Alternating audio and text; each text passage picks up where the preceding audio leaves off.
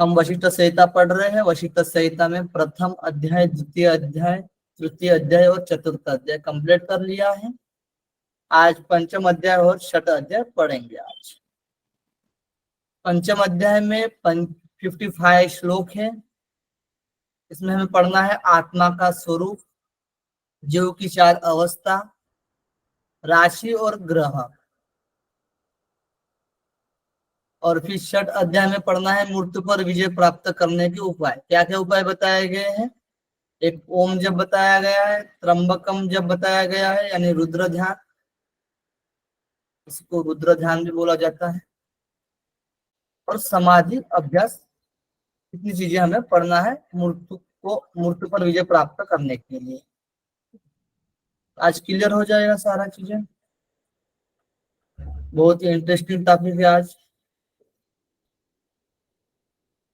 हाँ जी, हाँ जी सर। ठीक है, मैं जो टॉपिक क्लियर कर लेता हूँ, टॉपिक क्लियर करने के बाद आप बोलना। ठीक है, आप अभी हैंड रेस कर भी लोगे तो भी मुझे दिखने में नहीं आएगा। ठीक है ना?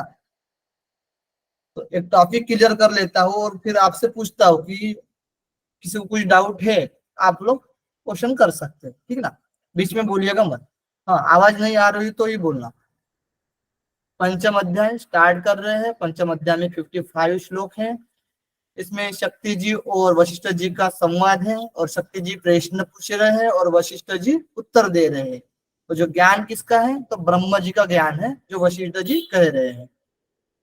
शक्ति जी का प्रश्न है 5वें अध्याय में कि अगर आत्मा अजर अमर है तो जन्म मरण किसका होता है, और देहांत होने पर वह कहाँ रहता है? यह क्वेश्चन हमारा भी है, सभी लोगों का है क्वेश्चन। ये शक्ति जी का जो क्वेश्चन है वो हमारा भी है कि आत्मा अजर अमर है तो जन्म मरण किसका होता है, और देहांत होने पर वह कहाँ रहता है, यानी हमारा जो मृत्यु हो जाता है, इस शरीर का नाश हो जाता है, तो कहाँ जाता है ना? स्वाभाविक है, सबको क्वेश्चन आएगा इस तरीके से। और एक क्वेश्चन पूछा जा रहा है कि किसी का अंतकाल कैसे जाना जा सकता है? मतलब अब मरने का टाइम आ रहा है तो ये कैसे जाना जा सकता है? तो 2 क्वेश्चन पूछे गए हैं शक्ति जी के द्वारा। अब वशिष्ठ जी आंसर दे रहे हैं कि आत्मा जब देह में आती है, यानी इस शरीर में आती है, तब इसे जीव के नाम से जाना जाता है। जब शरीर धारण करता है तो जीव के नाम से जाना जाता है। जैसे कि जैन दर्शन में भी आप देखोगे, जैन दर्शन तो आत्मा को जीव बोला गया है। सांख्य दर्शन में आत्मा को पुरुष बोला गया है। फिर विद्वानों के अनुसार जीव का ही जन्म और मरण होता है। तो अनेक विद्वान हुए हैं, तो अनेक विद्वानों के अनुसार बताया गया है कि जीव का ही जन्म मरण होता है, यानी आत्मा जब शरीर धारण कर लिया तो उसका जन्म मरण होता रहता है। एक ही जीवात्मा प्रत्येक प्राणी में स्थित होकर कभी एक प्रकार से तथा कभी अनेक प्रकार से जल में चंद्रबिंब के समान दिखाई देता है। कि यहाँ पर एक ही जीवात्मा बोला गया है, तो एक ही माना गया है। हम सांख्य दर्शन में पढ़ते हैं कि अनेक जीवात्मा है, योग दर्शन और सांख्य दर्शन में, है ना, अनेक जीवात्मा देखते हैं, अलग अलग आत्मा है। तो नहीं, जीवात्मा एक ही है, ओनली वन है, एक ही है। लेकिन जैसे कि चंद्रबिंब के समान अलग अलग दिखाई देते हैं। जैसे आप घट रखोगे जमीन पर, 100 घट रखिए और 100 घट में पानी भरिए, और पानी भरने के बाद जो चंद्रबिंब होता है, चंद्र जो होता है, वो पानी में दिखने में आएगा, आपके 100 घड़े में दिखने में आएगा, है ना, 100 घड़े में भी दिखने में आएगा। तो उसमें हमें अलग अलग चंद्र दिखते हैं। तो हम क्या समझते हैं, ये मेरा चंद्र है, इस मेरे घड़े में है, तो ये मेरा चंद्र, यानी 100 घड़े में 100 चंद्रमा दिखेंगे तो 100 चंद्रमा प्रतीत होगा, लेकिन 100 चंद्रमा होता नहीं है। ठीक, एक ही चंद्रमा होता है। इसी तरीके से एक ही जीवात्मा होता है, वो प्रत्येक प्राणी में स्थित होता है। क्षेत्र यानी शरीर को कहा गया है। जैसे हम भगवत गीता में जाएंगे तो 13वें अध्याय में क्षेत्रज्ञ योग, है ना, 13वां अध्याय, इसमें भी आता है क्षेत्र जो शरीर होता है, और क्षेत्रज्ञ यानी जानने वाला शरीर को। जैसे इसमें भी वही चर्चा की गई है। देखिए कि वही आत्मा भ्रांति से युक्त होने पर जीव नाम से कहा जाता है। ये जो मोह में पड़ गया, संसार में पड़ गया है ना, संसार जाले में, भ्रांति में पड़ गया है तो इसे जीव नाम से कहा जाता है। जब इसे क्षेत्रज्ञ यानी शरीर समझ लेता है तब क्षेत्रज्ञ कहा जाता है। मतलब शरीर को जान लेता है कि ये शरीर है तो ये क्षेत्रज्ञ कहा जाता है, यानी शरीर को जानने वाला क्षेत्रज्ञ कहा जाता है। जब आत्मा शरीर को जान लेता है यानी ये जो पुरुष है इस प्रकृति को जान लेता है तो इसे क्षेत्रज्ञ कहा जाता है, यानी शरीर को जानने वाला, इस प्रकृति को जानने वाला। इस भोगायतन शरीर में भोग साधन इंद्रियों के द्वारा सुखादि रूप आभ्यंतर और घटादि रूप बाह्य भोग को शुभ अशुभ रूप में जो भोगता है वह क्षेत्रज्ञ नाम से जाना जाता है। यानी देखिए सिंपल सी बात है, ये जो भोगायन शरीर है ना, भोगायतन ये जो शरीर है यह हम इंद्रिय के द्वारा, ये जो हमारे इंद्रिय साधन है इसके द्वारा जो हमें सुख मिलता है, आभ्यंतर जो होता है सुख होता है, और जब घटा दी यानी जो बाहरी जो वस्तु दिखते हैं, ठीक है, बाह्य जो भोग होता है ना, हमारा बंगला बहुत अच्छा है ना, बंगला बनाते हैं, हमारे पास संपत्ति बनाते हैं, ये जो बाह्य भोग दिखने में आता है, ठीक है ना। तो ये जो आंतरिक सुख और बाह्य जो घटादी जो घर वगैरह दिखता है हमारा गृह, ठीक है, वो बाह्य जो भोग है, जो बाह्य भोगने वाली चीजें होती है, ठीक है ना। तो शुभ अशुभ रूप में जो भोगता है यानी शुभ में भी और अशुभ में भी जो रूप में भोगता है वह क्षेत्रज्ञ नाम से जाना जाता है। अब सृष्टि का क्रम पढ़ते हैं। सृष्टि के क्रम में 5 चीजें बताई गई है। एक तो होता है भोक्ता, भोगने वाला है ना, भोक्ता यानी जीवात्मा। भोग्य यानी जो विषय होते हैं, भोग्य जो प्रकृति या विषय होते हैं। भोग जिनको भोगा जा रहा है। भोगायतन यानी शरीर, शरीर के माध्यम से, और इंद्रिया। तो भोक्ता क्या है? जीवात्मा है। भोग्य क्या है? ये प्रकृति या विषय, प्रकृति। प्रकृति के जो बताया गया ना, अहंकार, बुद्धि, यानी बुद्धि को महद बोला गया है, कर्मेंद्रिय, ज्ञानेन्द्रिय, ये सारी जो चीजें होती है ये भोग्य, इसके द्वारा इसके द्वारा हम भोगते हैं। क्या भोगते हैं? भोग यानी विषय, विषय वह जिनको भोगा जा रहा है। और भोगायतन यानी शरीर के द्वारा कौन? जीवात्मा भोगता है। इस प्रकार से सृष्टि क्रम है भोक्ता, भोग्य, भोग, भोगायतन और इंद्रिय। 4 अवस्था बताई गई है, जागृत, स्वप्न, सुषुप्ति और तुरीय। हम सीधा सिद्धांत पद्धति में 5 देखा था, जागृत, स्वप्न, सुषुप्ति, तुरीय और तुरीयातीत। इसमें तुरीया है, यानी इसमें तुरीया को समाधि स्टेप बताया गया है ना। जागृत अवस्था होती है, स्वप्न अवस्था होती है, और सुषुप्ति होती है, और तुरीया होती है। यानी यहाँ पर मोक्ष के लिए तुरीय का इस्तेमाल किया गया है। देखिए, तो स्वप्न क्या है कि बाहरी वस्तु का अभाव होने पर भी स्वप्न में भोक्ता का भोग माना गया है। जो हम निद्रा अवस्था में, स्वप्न अवस्था में जो भोग क्रिया करते रहते हैं, ठीक है, तो उसमें बाहरी वस्तु का तो अभाव होता है, फिर भी हमारे मन में विचार चलते रहते हैं, ठीक ना। तो इसमें स्वप्न में भोक्ता का भोग माना गया है। जो जीवात्मा है वो भोग ले रहा है, यानी विषय वासना ले ही रहा है, ठीक है ना। फिर जब हम सुषुप्त अवस्था में आते हैं, जागृत तो सबको पता है, जो अभी जागृत अवस्था में होता है वो। फिर जब सुषुप्त अवस्था में आते हैं तो आत्मा का निज स्वरूप में व्यापार रहित रहना सुषुप्ति कही जाती है। जैसे कि हम निज स्वरूप में, जैसे हम सोकर उठते हैं, हाँ मुझे बहुत अच्छी नींद लग गई थी, बहुत ही आनंद मिल गया, है ना। या फिर अरे यार बहुत बेकार सी नींद हुई है ना। इस तरीके से जो बाद में जब जागकर उठते हैं तब लगता है, तो ये सुषुप्त या निज स्वरूप, इसमें क्या होता है? आत्मा का व्यापार रहित होता है। कुछ क्षण की जो स्टेप आती है वो, उसको सुषुप्ति कहा गया है। जब संसार के भाव से निर्मुक्त हो जाती है, संसार से परे हो जाती है, उसे ही तुरीय अवस्था कहते हैं। शरीरपात होने पर सूक्ष्म लिंग शरीर यानी कारण शरीर कहते हैं। जो शरीरपात यानी शरीर के नष्ट होने पर जो लिंग शरीर यानी कारण शरीर में परिमित रूप से सदैव रहने वाला आत्मा का वायु रूप अथवा तेजो रूप में वास होता रहता है। आत्मा का होता है, इसमें क्या होता है, वायु रूप या तेजो रूप में होता है, अग्नि या वायु रूप में होता रहता है। यानी जब शरीर पा यानी शरीर नष्ट हो जाने पर, जब लिंग शरीर में होता है, तब आत्मा कैसी होती है, वायु रूप और तेजो रूप में होती है। फिर जीव नाम से वही आत्मा सर्वत्र लिंग देह के साथ रहता है, और पुण्य पाप के कारण वह वही अन्य देह को धारण करता है। यानी जो पुण्य पाप के कारण ही अन्य देह देह को धारण करता रहता है आत्मा। कर्म के पूर्णतः क्षय होने तक जीव इसी प्रकार जन्म मृत्यु के चक्कर में घूमता रहता है। यानी जब तक कर्म है तब तक तो इसी चक्कर में पड़ता रहता है। जब तक कि कर्म का क्षय नहीं होता तब तक ये जन्म मृत्यु के चक्कर में घूमता रहता है आत्मा। कर्म का क्षय हो जाने पर, जब कर्म का क्षय हो जाता है तो आत्म शुद्धि होती है, और इस शुद्धता से ही आत्मज्ञान होता है। हाँ, ये पूछो, ये क्षेत्र आत्मा को बोला गया है ना? क्षेत्र शरीर को बोला गया है, क्षेत्रज्ञ आत्मा को बोला गया है, जो जानने वाला है उसको, जीवात्मा को, क्योंकि ये भोगता है। क्योंकि हमने अभी पढ़ा था ना इसमें, जो भोगायतन यानी शरीर में जो भोग साधन इंद्रियों के द्वारा सुख आदि और आभ्यंतर और घट आदि जो बाह्य भोग होते हैं, शुभ अशुभ रूप में जो भोगता है वह क्षेत्रज्ञ कहा जाता है, यानी जीवात्मा कहा जाता है। जीवात्मा कहते हैं हम क्षेत्रज्ञ को, ठीक है।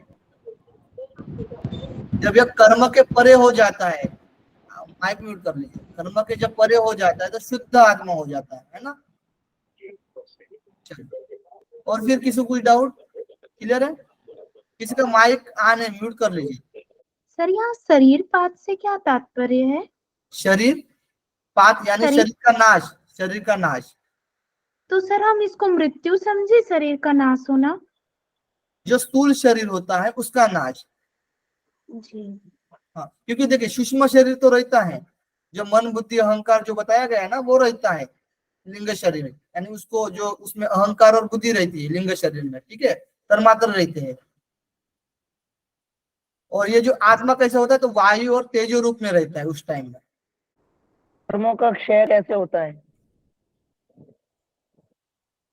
कर्म का क्षय, कर्म का क्षय देखिए इसमें बहुत से टाइप्स बताए, जैसे कि हम जैसे आप पहले अध्याय पढ़ा है, वेदों में दो उपाय बताए गए थे, प्रवर्तक निर्वर्तक। निर्वर्तक कर्म जो होता है उनसे हम मोक्ष प्राप्त कर सकते हैं, यानी कर्म का नाश कर सकते हैं, ठीक है। और अष्टांग योग भी बताया गया है, ठीक है ना। ओके, जी बिल्कुल। अब ध्यान योग से देखते हैं। ध्यान योग देखिए, यहाँ पर एक इंपॉर्टेंट चीज आती है, इसको नोट कर लीजिए। ध्यान योग से मृत्यु सूचक लक्षण से शरीर का अंतकाल जाना जा सकता है। जैसे हम पातंजलि योग सूत्र में पढ़ते हैं, अरिष्टोभ्यो वा, है ना, अरिष्टो से मृत्यु का ज्ञान प्राप्त कर सकते हैं, यानी मृत्यु सूचक अरिष्टो को बोला जाता है ना। तो मृत्यु सूचक जो लक्षण होते हैं शरीर में, तो उससे हम अंतकाल जाना जा सकता है। और फिर ध्यान योग से मुक्ति की प्राप्ति की जा सकती है। तो ध्यान योग से मृत्यु सूचक जो लक्षण होते हैं वो भी जान सकते हैं, और मुक्ति की प्राप्ति की जा सकती है ध्यान योग से। अब देखिए, देहनाश होने पर शरीर मिलना दुर्लभ है। देहनाश होने पर शरीर मिलना दुर्लभ है। इसमें श्रेष्ठता बताई गई है कि प्राणी मात्रा में श्रेष्ठ है, यानी प्राणियों में श्रेष्ठ जो होता है वो देहधारी होता है। और देहधारी में बुद्धिजीवी श्रेष्ठ होता है। मतलब देह यानी कोई भी देह जो धारण किया हुआ है, ठीक है, उसमें भी जो बुद्धिजीवी है, यानी जो बुद्धि के प्राणी है ना, बुद्धिजीवी। और बुद्धिजीवी में भी मनुष्य, हम लोग जो आते हैं मनुष्य इस श्रेणी में चौथे नंबर पर। और मनुष्य में भी ब्राह्मण, और ब्राह्मण में भी विद्वान, और विद्वान में भी दृढ़ बुद्धि वाले, यानी स्थिर बुद्धि वाले, है ना, जिसकी बुद्धि दृढ़ हो, विवेकशील हो। उस उसके भी ऊपर क्रियवान, जो क्रिया करने वाले, क्रियवान, ठीक है। और उससे भी ऊपर ब्रह्मविद, यानी ब्रह्मविद यानी ब्रह्म को जानने वाले, सर्वश्रेष्ठ कहा गया है, ठीक है। तो इसमें श्रेष्ठता क्रम है, ये आप नोट कर लीजिए। इसको आपको याद रखना है। कुछ ट्रिक बनाया है। प्राणियों में देह बुद्धि मनुष्य, निमोनिक्स इस तरीके से बना, आप भी बना सकते हो। प्राणियों में देह बुद्धि मनुष्य, यानी देहधारी और बुद्धिजीवी मनुष्य, ठीक है। प्राणियों में देह बुद्धि मनुष्य, ब्राह्मण विद्वान दृढ़ बुद्धि क्रिया कर ब्रह्मविद प्राप्त करते हैं। ब्राह्मण विद्वान दृढ़ बुद्धि क्रिया कर, दृढ़ बुद्धि जैसी क्रिया कर ब्रह्मविद प्राप्त करते हैं। इस प्रकार से ट्रिक बनाई गई। शरीरधारी, जो शरीरधारी है, जो विद्वान है, जो ब्राह्मण है, वो मोक्ष के लिए यत्न करना चाहिए, यानी प्रयत्न करना चाहिए,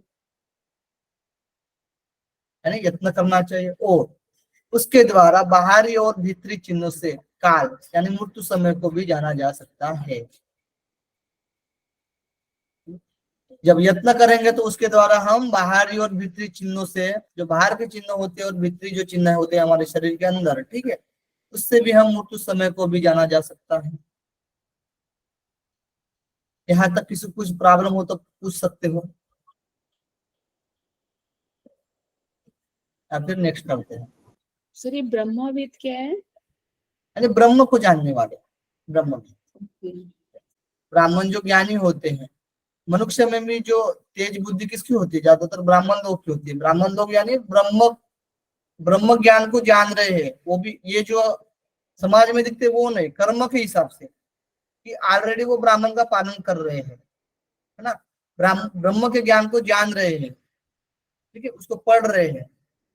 नेक्स्ट है मृत्यु समय को कैसे जाना जा सकता है। तो देखिए यहाँ पर शरीर के बाहरी और भीतरी चिन्हों से जाना जा सकता है, जैसे ऊपर देखा था हमने। और काल को जानने वाले श्वासों की गणना के द्वारा भी मृत्यु को जान लेते हैं। जो काल को जानने वाले यानी श्वासों की गणना के द्वारा भी मृत्यु को जान लेते हैं। अब देखिए श्वासों की गणना यहाँ पर देखिएगा कि दाया भाग में, यहाँ से इंटरेस्टिंग है बहुत ही अच्छे से, दाया भाग में वायु जो होती है वो विष रूप यानी बुरा माना जाता है। जो सूर्य सा रहता है तेज, ठीक है, सूर्य वाला रहता है स्वर। और बाया भाग में वायु जो होती है वो अमृत स्वरूप अच्छी मानी जाती है।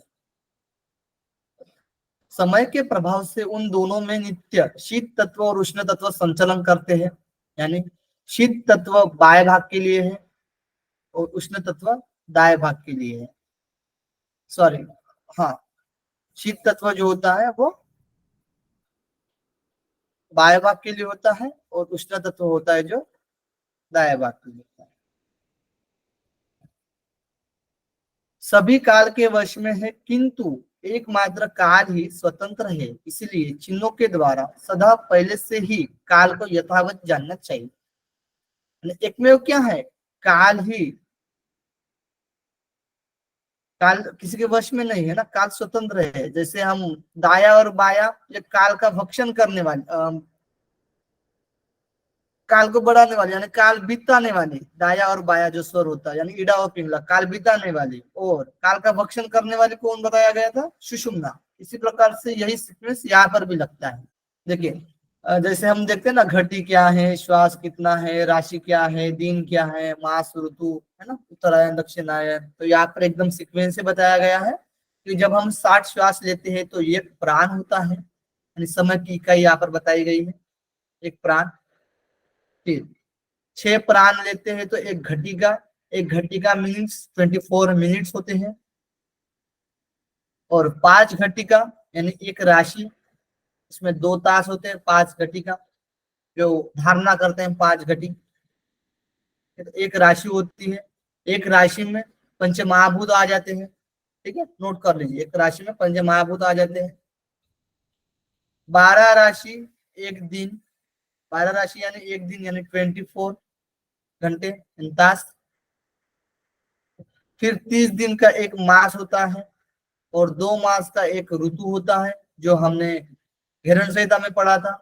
2 मास का एक ऋतु और 3 ऋतु का एक अयन होता है, उत्तरायण और दक्षिणायन, यानी 6 महीने का एक उत्तरायण होता है और एक 6 महीने का दक्षिणायन होता है। और 6 ऋतु का एक वर्ष होता है, उसमें 12 महीने देखे था हमने 6 ऋतु में, ठीक है, घेरण संहिता में।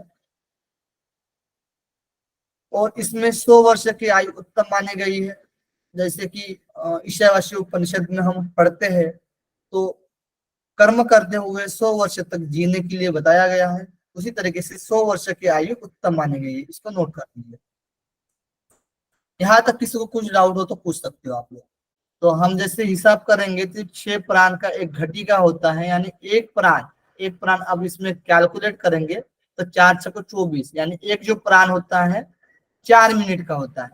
ठीक है, अब 4 मिनट का एक प्राण होता है, तो अब जब हम श्वास लेते हैं और छोड़ते हैं, जो 16 या 17 या 15 या 16 बोलते हैं ना, 15 एक मिनट में 15 या 16 बार, तो एक मिनट में 15 या 16 बार यानी 60 बार हम करेंगे, यानी श्वास 60 बार लेंगे तो एक प्राण हो जाता है। ठीक ना, यानी 4 मिनट में। समझ रहा है सबको? 15 बार जी, एक श्वास 15 बार एक मिनट में होता है, तो 4 बार करेंगे, 15 × 4 = 60। श्वास ले रहे छोड़ रहे 15 बार में एक बार। ठीक है, तो 60 बार करेंगे तो 4 मिनट में होता है। ठीक है, 4 मिनट में 60 श्वास होते हैं। 60 श्वास यानी एक प्राण, तो 4 मिनट में एक प्राण हुआ। अब 6 प्राण को 4 × 6 करिए, एक घटिका यानी 24 मिनट्स। क्लियर हुआ अभी? तो बस हमें यहाँ से छोड़ना है, श्वास ले रहे छोड़ रहे, ये 15 बार में एक मिनट में हो रहा है, 60 बार ले रहे छोड़ रहे तो एक प्राण बन रहा है, यानी 4 मिनट का एक प्राण होता है। यहाँ पर हम लिख सकते हैं एक जो प्राण होता है वो 4 मिनट का होता है। इतना हमें याद रखना है। ठीक है, 6 प्राण एक घटी होता है, 5 घटी मिलकर एक राशि होती है, यानी राशि एक राशि यानी 2 घंटे की होती है। 12 राशि यानी एक दिन होता है, 24 तास। और 30 दिन यानी एक मास, 2 मास यानी एक ऋतु, 3 ऋतु यानी एक अयन यानी उत्तरायण या दक्षिणायन, और 6 ऋतु यानी एक वर्ष। ठीक, इस प्रकार से इस ग्रंथ में इस प्रकार से सीखने से, तो अलग अलग ग्रंथ के अकॉर्डिंग अलग अलग काल का निर्देशन किया गया है। तो 100 वर्ष की आयु का उत्तम मानी गई है, 100 वर्ष की आयु उत्तम मानी गई है। अब देखिए, ग्रहों के साथ राशियों में प्रतिदिन श्वास चलता रहता है। तो जो ग्रह बताए गए हैं, ठीक है, जो ग्रह है, ग्रह के साथ जो 12 राशियां बताई गई है, 12 राशियों में प्रतिदिन जो श्वास होता है वो चलता रहता है। यह 12 मेष आदि जो राशियां होती है, ये क्रमश चल यानी चलने वाली, चल अचल यानी स्थिर, तथा उभय यानी उभय में दोनों आ जाएंगे, चल और अचल स्वरूप वाली होती है। ये जो 12 राशियां होती है, चल अचल अचल और उभय, चल और अचल दोनों भी। ठीक है, इस प्रकार से देखिए, तो इसमें हम डिवाइड कर दिए है। चल में 4 राशियां आती है, मेष कर्क तुला मकर, और अचल में वृषभ सिंह वृश्चिक कुंभ, और उभय में मिथुन कन्या धनु में। इस प्रकार से 4 डिवाइड किया गया है। चल में 4, अचल में 4, उभय में 4। ये जो अचल होती है ये दाएं भाग में होती है, ये जो चल होती है ये बाएं भाग में होती है। सीक्वेंस देखोगे आप राशि का तो इस प्रकार से है, जैसे कि आप जाओगे मेष वृषभ मिथुन, उसके बाद कर्क सिंह कन्या, फिर तुला वृश्चिक धनु, और मकर कुंभ में। ठीक है, अब आपको चल अचल को समझना है, मतलब चल कौन सी है और अचल कौन सी है, तो आप लोग सीक्वेंस याद रखना, मेष वृषभ मिथुन कर्क सिंह कन्या तुला वृश्चिक धनु और मकर कुंभ मीन। इस प्रकार से आप सीक्वेंस में याद रखोगे और 3 के डिवाइड में ऐसे रख लेना। ठीक है, पैराग्राफ बनाकर, तो आपको ये चल कौन सी है, अचल कौन सी है और उभय दोनों कौन से, ये समझ में आ जाएगा। ठीक है, यहाँ पर देखिए इसकी सीक्वेंस है मेष वृषभ मिथुन कर्क, ठीक है, जैसे हमने पढ़ा अभी, सिंह कन्या, फिर तुला वृश्चिक धनु, फिर मकर कुंभ मीन। इंग्लिश में भी इसके नाम बताए गए हैं। ठीक है, आप लोग पढ़ सकते हो। और इसमें चल स्थिर और द्विस्वभाव ये जो बताया गया यही है। यहाँ से अभी क्वेश्चन नहीं पूछा जाएगा आप लोगों को। 5 नाड़ियों यानी घटिका, ठीक है, घटिका क्यों बोला जाता है, देखिए तो 5 घटिका हम करते हैं ना, जैसे 24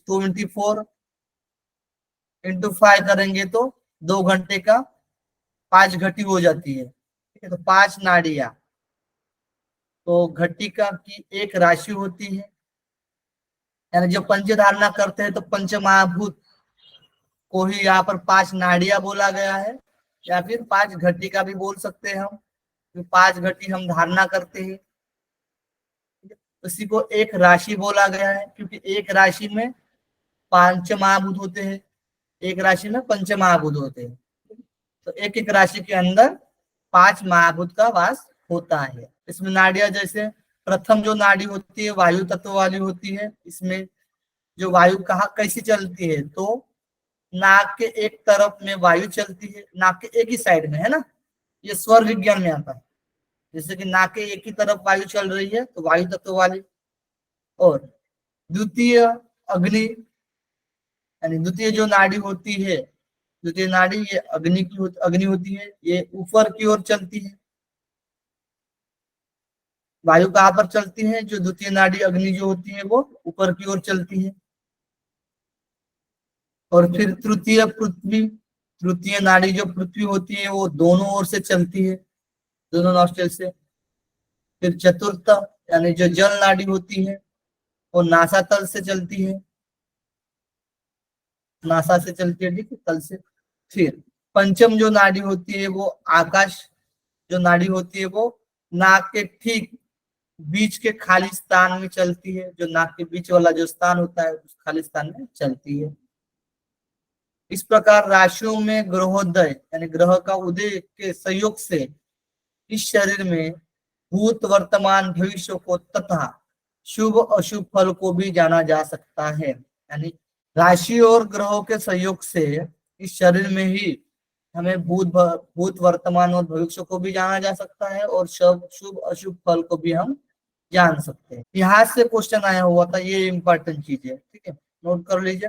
तत्व बताए गए हैं, ग्रह बाया भाग, ग्रह दाया भाग और ट्रिक। इसमें जैसे हमने अभी ग्रह पढ़ा था ना कि ग्रह का सहयोग वायु से, ठीक है, इसमें राशियों में ग्रहोदय के सहयोग से इस शरीर में भूत वर्तमान और भविष्य को तथा शुभ अशुभ फल को जाना जा सकता है। तो इसमें जो वायु तत्व है, जो ग्रह है, ठीक है, बाया भाग में ग्रह है इस प्रकार से गुरु शुक्र बुध चंद्र, और दाएं भाग में राहु मंगल रवि शनि, इस प्रकार से 8 इसमें ग्रह बताए गए हैं, ठीक है ना। और इसमें पंच महाभूत भी बताया गया है किस प्रकार से काम क्रिया की जाती है पंच महाभूत की। तो वायु तत्व में, वायु तत्व, अब जो वायु नाड़ी, ये नाड़ी है, ठीक है, आपको समझने के लिए ब्रैकेट में नाड़ी भी रख देता हूँ, फिर आपको समझ में आएगा। जो वायु नाड़ी जब चलती है ना, तो ग्रह बाया भाग में तो गुरु ग्रह और राहु ग्रह, गुरु बाया भाग में और दाया भाग में राहु ग्रह होता है। फिर अग्नि, अग्नि नाड़ी जो होती है, जो अग्नि वायु, ठीक है, तत्व, अग्नि तत्व कैसा होता है, शुक्र और मंगल। शुक्र यानी जो सूर्य के पास होता है, शुक्र उत्तेजना वाला, तो इससे हम याद रख सकते हैं शुक्र और मंगल, ठीक है, मंगल यानी लाल टाइप, रेड, ठीक है, तो उत्तेजना यानी अग्नि से रिलेटेड है। फिर बुध और पृथ्वी, सॉरी पृथ्वी से क्या है, पृथ्वी तत्व से बुध और रवि सबसे पास होते हैं, पृथ्वी के बुध और रवि ग्रह। और फिर जल, ये चंद्र और शनि ये ठंडे होते हैं, ठंडा होता है, ठीक है, जल भी ठंडा होता है, तो इससे रिलेट हो रहा है। और आकाश में कोई भी ग्रह साथ नहीं रहता है, आकाश तत्व में कोई भी ग्रह साथ नहीं रहता है। ये इंपॉर्टेंट चीज है, इसको आप याद रख सकते हो। बाएं भाग में गुरु शुक्र बुध चंद्र, और दाएं भाग में राहु मंगल रवि शनि। देखिए, पूर्व क्रम से उदित जो ग्रह सर्वज्ञ सौम्य तथा पश्चात क्रम से उदित ग्रह जो पाप ग्रह होते हैं, यानी जो पूर्व क्रम से उदित ये जो बताए गए हैं सौम्य है, गुरु शुक्र बुध और चंद्र। और पश्चात क्रम से जो है राहु मंगल रवि शनि, ये पाप ग्रह बोला गया है। देखिए इसमें ही और पढ़ना है हमें। नाक के दाहिने के शुभ कारक ग्रह जो होते हैं, नाक के दाहिने साइड में, तो राहु मंगल रवि और शनि, इस प्रकार से अभी यहाँ पर देखा था हमने, राहु मंगल रवि और शनि दाएं भाग में। और नाक के बाएं भाग से जो चलने पर सौम्य और शुभ कारक ग्रह होते हैं वो गुरु बुध शुक्र और चंद्र।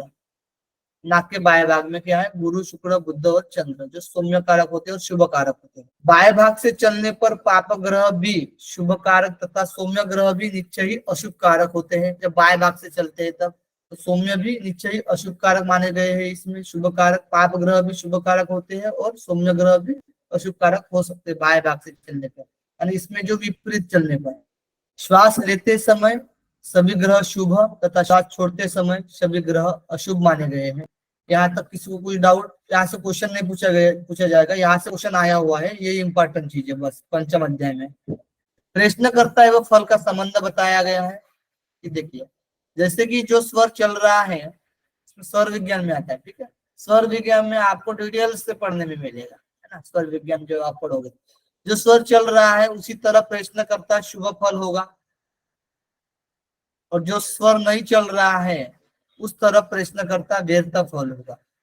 यानी देखिए कि आगे को द्वायना स्वर बोला गया है, आगे को दाहिना स्वर, यानी आगे से कोई प्रश्न पूछ रहा है तो दाहिना स्वर चल रहा होना चाहिए, तब क्या मानेगा, शुभ माना जाएगा। और पीछे को बाया स्वर कहा गया है, यानी जब बाया स्वर चल रहा है तो पीछे से कोई प्रश्न पूछेगा तो शुभ माना जाएगा, ठीक है ना। जैसे देखिए दाया स्वर चल रहा है तो सामने से प्रश्न पूछा तो शुभ माना जाएगा, साजिक सी है बात।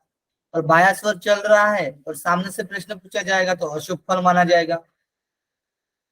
दाया स्वर चल रहा है और पीछे से प्रश्न पूछा जाएगा तो व्यर्थ फल माना जाएगा, और बाया स्वर चल रहा है तो पीछे से प्रश्न पूछा तो शुभ फल माना जाएगा। आपको याद क्या रखना है, आगे को दाहिना स्वर और पीछे को बाया स्वर, ठीक ना। स्वर और किए जाने वाले कार्य, स्वर दाया स्वर जब चलता है ना तब क्या करना है, भोजन करना है, मैथुन क्रिया करनी है, युद्ध। मैथुन जो होता है रे ऋतु काल में होता है, ठीक है, जो ब्रह्मचार्य में बताया गया, इसीलिए मैथुन शब्द ब्रह्मचार्य में जो गृहस्थ है उनके लिए। तो दाया स्वर जब चल रहा है तो भोजन, मैथुन, युद्ध तथा धन। तो दाया स्वर चलता है तो भोजन, मैथुन, युद्ध तथा धन संग्रह।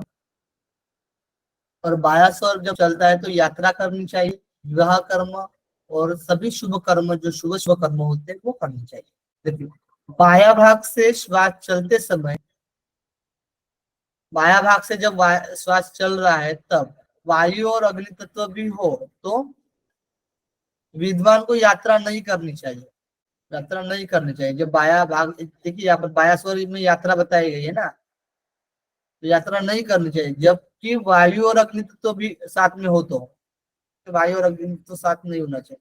बाया भाग से श्वास चलते समय वायु और अग्नि तत्व भी हो तो विद्वान को यात्रा नहीं करनी चाहिए, यानी दोनों भी है, ठीक है, वायु और अग्नि तत्व भी है उस बाया भाग में, ठीक है। तो नाड़ी बोला गया था ना, वायु, अग्नि, पृथ्वी, जल, आकाश, तो नाड़िया बोला गया था, ठीक है। तो ये वायु में ही है, राशि में ही है पंचमहाभूत, तो वायु और अग्नि जो रहेगा तत्व बाया भाग में, तब यात्रा नहीं करनी चाहिए। और बाया स्वर चलने पर पृथ्वी और जल तत्व रहने पर गमन अच्छा होता है, गमन कर सकते हैं। तो इसमें क्या है, तो पृथ्वी और जल तत्व होना चाहिए तो बाया भाग में, तब गमन कर सकते हैं। थोड़ा ठंडा टाइप होता है ना, अग्नि तो नहीं होगा क्योंकि हीट होती है, इसीलिए यात्रा नहीं करनी चाहिए। यात्रा के लिए इसमें बाया स्वर बोला गया, ठंडा के लिए। और बाया स्वर चलने पर आकाश तत्व होने पर यत्न पूर्वक गमन नहीं करना चाहिए, एकदम जिस काम से जा रहे हो उसमें जाना ही है, ठीक है, तो नहीं करना चाहिए, तो ब्रह्मा भी नहीं बचा सकते हैं, ठीक ना। यत्न पूर्वक गमन नहीं करना चाहिए बाया स्वर चलने पर। इसमें देखिए 12 राशि है, और 12 राशियों में जो वायु के अनियमित होने पर, जब वायु अनियमित से चलती है, जैसे अभी हम पढ़ा था ना, वायु अग्नि तत्व साथ नहीं है इस राशि में, है ना, तो वायु के अनियमित चलने पर क्या क्या परिणाम होते हैं। तो मेष में बताया गया है कि चित्त विक्षेप होगा और उद्देश्य में सफलता नहीं मिलेगी, जो हमारा उद्देश्य उसमें सफलता नहीं मिलेगी। जब वृषभ राशि में तत्काल ही धन की हानि और दुख प्राप्त होता है। मिथुन राशि में यात्रा दुखदायक होती है। कर्क राशि में धन का नाश होता है। सिंह राशि में रास्ता भूलकर भटक जाना। कन्या राशि में कठिनाई आती है। तुला राशि में रोग। वृश्चिक में मृत्यु होता है।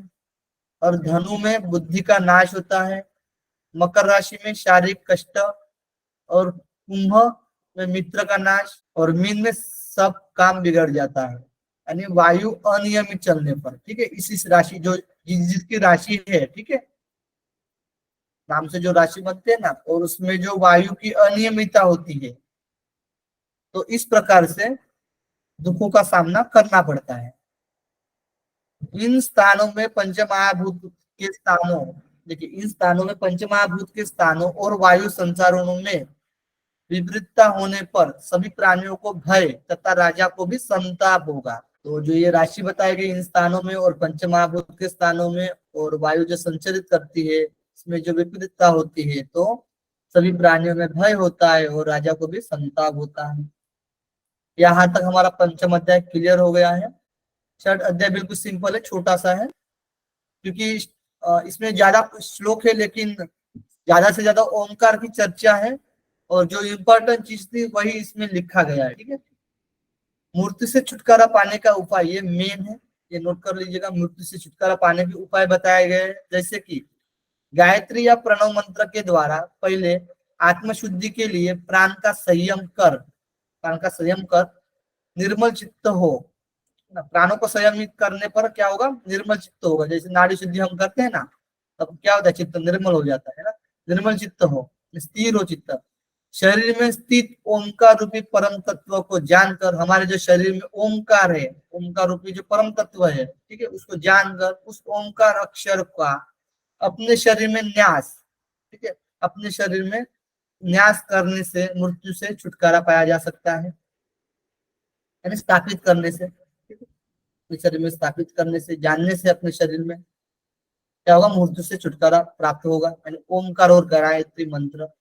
फिर त्र्यंबकम मंत्र के विधान से अपने हृदय में जप करे, यानी त्र्यंबकम मंत्र यानी रुद्र ध्यान से भी मृत्यु से छुटकारा हो जाता है, यानी मृत्यु पर विजय प्राप्त कर सकते हैं। सोहम मंत्र की उपासना करने पर मृत्यु जय होता है। ऐसा न करने पर स्वयंभू लिंग की बाह्य उपासना करनी चाहिए, यानी जो शिवलिंग होता है उसकी उपासना करनी चाहिए। स्वयंभू लिंग यानी शिवलिंग। सोहम मंत्र यानी सोहम, जो आंतरिक जो होता है, श्वास ले रहे छोड़ रहे, मंत्र की उपासना करना, या फिर बाहरी जो शिवलिंग होता है उसकी उपासना कर सकते हैं, इससे भी मृत्यु पर विजय प्राप्त कर सकते हैं।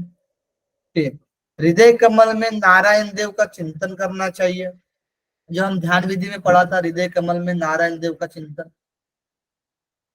समाधि क्रम से भी मृत्यु टाला जा सकता है, जो समाधि क्रम होती है उससे भी मृत्यु टाला जा सकता है। सभी संकल्पों से रहित शून्य अवस्था को समाधि कहते हैं।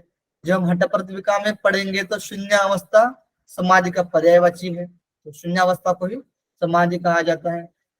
अब चित्त में कोई विचार नहीं है, ठीक है, जीवात्मा और परमात्मा की एक रूपता ही समाधि कहा गया है। जो परिभाषा आएगी, पूछी जाएगी समाधि की परिभाषा क्या है वशिष्ठ संहिता के अनुसार, तो जीवात्मा और परमात्मा की एक रूपता को समाधि कहा गया है।